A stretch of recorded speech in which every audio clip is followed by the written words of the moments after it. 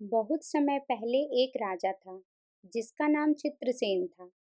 वह बहुत ही धर्मनिष्ठ और प्रजा का हितैषी था, लेकिन उसके जीवन में एक कमी थी। वह दान पुण्य और पूजा अर्चना में विश्वास नहीं करता था। राजा को हमेशा यही लगता था कि उसके पराक्रम और बुद्धिमत्ता से ही सब कुछ संभव है। उसने कभी भी धर्म के नियमों का पालन नहीं किया और न ही किसी प्रकार का दान किया। एक दिन एक साधु उसके दरबार में आए। राजा से बोले, राजन, तुम्हारा राज्य तो बहुत सुखी और समृद्ध है, लेकिन तुम धर्म के कार्यों में बिल्कुल रुचि नहीं लेते। यह तुम्हारे लिए बहुत हानिकारक हो सकता है। राजा ने हंसते हुए उत्तर दिया, मुनिवर, मैं कर्म में विश्वास रखता हूँ, धर्म में नहीं। मुझे लगता है कि ये सब केवल समय की बर्बादी है। साधु ने राजा को चेतावनी दी, राजन, एक दिन ऐसा आएगा जब तुम्हें अपने कर्मों का फल भुगतना पड़ेगा। याद रखो, पूरे कर्म ही जीवन के बाद भी आत्मा को शांति देते हैं। राजा ने उनकी बातों को अनसुना कर दिया। कुछ समय बाद राजा के राज्य में अकाल पड़ गया। वर्षा नहीं हुई, फसलें सूख गईं और लोग भूख के मारे मरने लगे।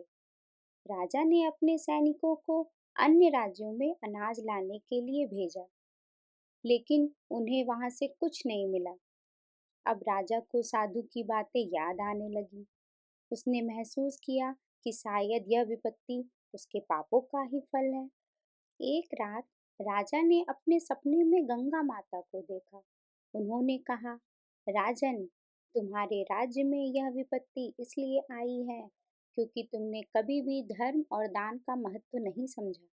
अगर तुम इस अमावस्या पर गंगा में स्नान कर दान पुण्य करोगे तो यह विपत्ति समाप्त हो जाएगी। राजा नींद से जागा और उसने तुरंत अपने मंत्रियों को बुलाकर सारी बातें बताईं। उसने निर्णय किया कि वह अमावस्या के दिन गंगा तट पर जाकर स्नान और दान करेगा। अमावस्या का दिन आया। राजा ने अपने परिवार और प्रजा के साथ गंगा तट पर जाकर पवित्र स्नान किया। गंगा में डुबकी लगाते ही राजा को अपने पापों का एहसास हुआ। उसने गरीबों को अन्न, वस्त्र और धन का दान किया। इसके साथ ही उसने अपने राज्य में कर्म धर्म को बढ़ावा देने का आदेश दिया। जैसे ही राजा ने दान पुण्य किया, गंगा माता फिर से प्रकट हुई और बोली, राजन, तुमने अपने पापों का प्रायश्चित कर लिया है।